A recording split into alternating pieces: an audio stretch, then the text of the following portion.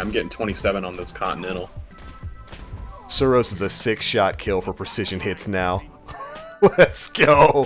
37 damage. I think this was at like, what, 33 before? So with Focus Fire, Suros is doing 29 body shots, 37 headshots. And remember, that 37 is going to scale up as your magazine gets lower. So it's probably going to max out at 39, maybe 40. Hold on, I can test that too. But without it? Yeah, Suros does 28 to the head. So you're doing 37 with Suros. I'm doing 5 with Genesis 35 Chain. with Genesis Chain? Yeah. Really? Uh-huh. What light level is your Genesis Chain? 400. Okay, so there's no discrepancy there. So Suros got a specific buff then, because Yeah, it did. so for precision shots, Suros is doing 28 optimal damage for the headshots, 22 for a body shot, and with good You said you're doing 22 for a body shot? 22 body shot, 28 headshot. But that was with spinning up, not focus fire. Yeah, Focus Fire, body shots are 27 with Excellent. chain. That's excellent. So Suros What Suros are body body shot shots? 29. 29 for body shot, 37. So it's about 2 points higher on Suros than it is on the Genesis Chain. This is where damage fall off is, right here. I'm getting 26 on bodies right now. Suros is getting still 37, probably because Suros... Wow! The headbox hit marker was that low? Hold on. What do you mean, Bungie? Sean, what are body shots at this range for? At this range, Suros? it's still 29. There's no damage fall off. But Maybe Suros you has a have higher... than I- Yeah, Suros has a higher base range than Genesis Chain. Let me spec it. Now it's dropping to 36. Suros is back, babies. Alright, let's see what the damage number's on. Well, there really shouldn't be any change in damage for Hawkmoon. Let's just see when the damage fall off starts. Yep, 88. Heavy ammo inbound. Still 88. Keep backing up. Take another step back. 85. So that's where it drops off. First off, as most of you guys know, there are some changes to the special ammo economy. Bungie has changed the way special ammo works in all game types. Players will now start Crucible matches with special ammo, but they'll lose that special ammo upon death. Sidearms aren't affected by the change, neither is Invective or the Icebreaker. And to compensate for this, special ammo crates will now appear every 60 seconds, so every minute you'll have special spawn. And of course, you'll now need to be within 75 meters in order to take advantage of special boxes pulled by your allies. However, special ammo timing in Mayhem has remained unchanged.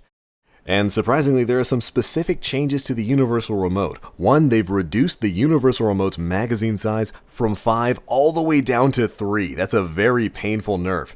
And they've increased the overall time it takes to reload with the Universal Remote. Ooh, that one hurts. Was definitely not expecting the nerfs specific to Universal Remote. But alright, moving on. Next up, we've got the Young Wolf's Howl, which has a very simple but very good change. They've reduced Howling Flame's ammo cost from 10 down to 5. Howling Flames is the slam ability that you can utilize to put sort of a debuff on enemies that causes them to take more damage, while also dealing damage over time. It's a good change because the Young Wolf's Howl was kind of a lackluster sword, especially when measured up against its brothers, you know, the Dark Drinker, the Razelighter, and even the Boltcaster. Next up, in some news that I am very, very sad to hear, look, they said that they were going to be specifically doing something with Truth this week, and we all knew it couldn't be a buff, it had to be a nerf, and oh man, what a nerf it is. Truth is having its magazine size reduced from 3 down to 1. This is a very heavy blow to what a lot of people would consider to be the best heavy weapon in the game for PvP. Definitely pour one out for Truth on Valentine's Day. Alright, that's pretty much it for the weapon-specific changes. Next up are the class changes. Now, in general, they've reduced the health of Guardians with armor values above 10. Basically meaning max armor Guardians are going to be a little bit easier to kill nowadays. And to tie into that, they've increased the damage of Flux Grenades, Magnetic Grenade, and Shoulder Charge to ensure effectiveness across all armor values. Sometimes you'd shoulder charge someone, and because their armor was so high, you wouldn't get the one-shot kill.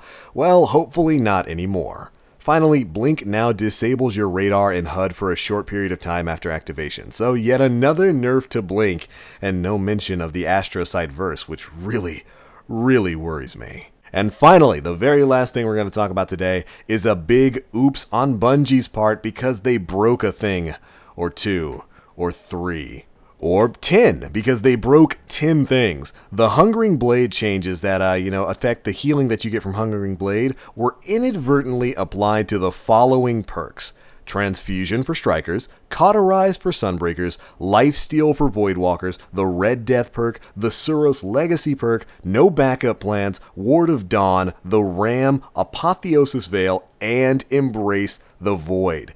Basically, all the perks that give you your health back in some way, shape, or form were accidentally affected with the new changes to Hungering Blade, and they all now perform like Hungering Blade, the perk, does.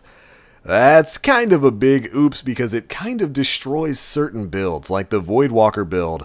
Very heavily relies on Lifesteal to get your health back, and Embrace the Void to get your health back from pretty much all of your Voidwalker abilities. So that's going to be a very painful glitch in the system until Bungie gets it fixed. Thankfully, they have made mention that, hey, this was inadvertent. We definitely didn't mean to break and apply this to the Red Death perk and the Suros Legacy perk. So hopefully it'll be fixed very, very quickly.